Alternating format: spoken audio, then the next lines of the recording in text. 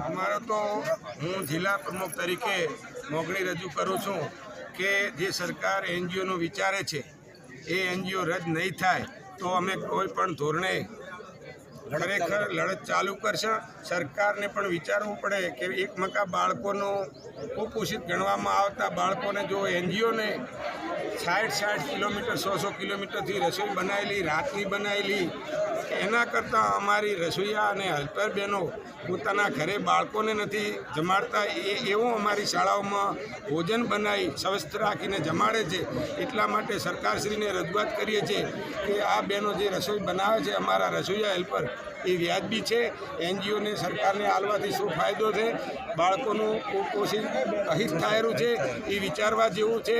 બસ એ જ અમારી માગણી છે અને જો નહીં એનજીઓ રદ થાય તો અમારે કોઈ પણ લડત સરકાર સામે કોર્ટમાં બધું અમે તૈયારી રાખશે। છેલ્લે કોઈ નહીં થાય તો આગલી ચૂંટણીમાં કોઈ પણ તૈયારી કરી અને અમે ભાજપ વિરોધ પ્રદર્શન કરશે।